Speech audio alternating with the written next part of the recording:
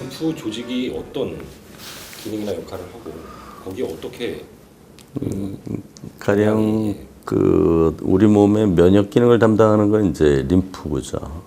그 백혈구 안에도 이제 림프구, 골수구 이런 식으로 이제 분류할 수 있는데 이 림프구를 크게 나누면 T세포, B세포 이렇게 나눕니다. 그래서 그 세포들은 역시 피 만드는 조혈모세포에서 만들게 되고요. 이 조혈모세포는 이제 뼛속에 들어가 있죠. 그래서 이 골수에 있는 조혈모세포가 만들어내면 그 다음에 이 림프가 활동하기 위해서는 두 군데로 나옵니다.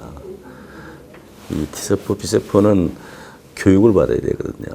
면역세포는 어떤 교육을 받아야 되냐면 내 몸에 있는 세포는 공격하지 말라라는 교육을 한번 받아야 되고요. 또 하나는 내게 아닌 남의 거는 공격해라라는 교육을 받아야 되는 겁니다. 그래서 티칭을 받는다고 그러는데 두 단계에 걸쳐서 받게 되죠. 그 중에 하나가 이 임파선입니다. 하나는 그 골수 조직 근처에 가면 림프선하고 그다음에 혈관, 모세혈관이 같이 분포되어 있는데 모세혈관은 곧바로 해서 피 속으로 튀어나오는 면역세포가 있고요. 그다음에 림프선을 통해서 림프절을 통해서 온몸에 겨드랑이라든지 목 주변이나 사타구니라든지 이런 데로 그런 데를 통해서 지나가는 이제 면역세포들이 있죠. 그래서 그쪽에서 이제 교육을 받게 되고요.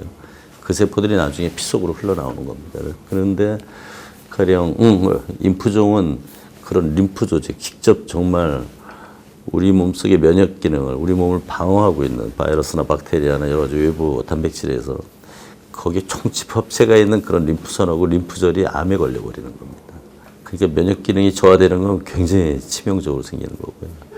그래서 그쪽이 주로 림프절, 림프선 이런 식으로 구성되어 있기 때문에 림프절에 생기는 그 림프구들이 암화돼서 증식하는 거기 때문에 평소에 안 만져지던 그런 림프절들이 여기저기서 이제 커지기 시작하니까 그냥 만져지기 시작하는 거고요. 일반적으로 저희가 뭐 편도선염이 생기면 목에 림프절이 만져지거나 이러잖아요. 그런 경우하고 조금 다른 거는 그거는 그쪽 세균이나 바이러스를 없애기 위해서 이쪽 림프구들이 많이 증식하면서 동원되다 보니까 정상적이니까 그러다 보니까 이제 염증 반응이 생기는 거고요.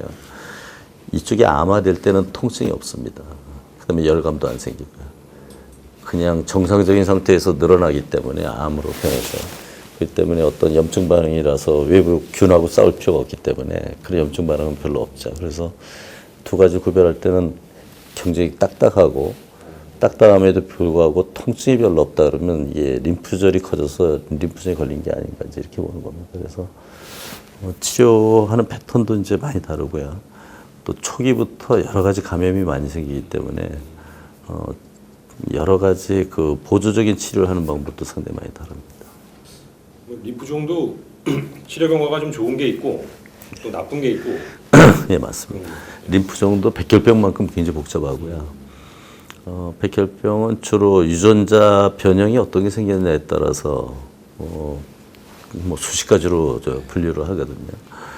역시 림프종도 마찬가지고 림프종도 세포의 모양이라든지 생긴 위치라든지 또는 뭐 진행하는 패턴이라든지 또 원인 바이러스에 의해서 생긴 거냐 뭐 이런 거에 따라서 수십 가지 종류로 구별할 수 있고요. 그 종류에 따라 또 치료 방법이 또 다 다릅니다. 그래서 림프종을 사실 해서 치료할 때 물론 치료 방법은 간단하고 비슷한데요, 다들.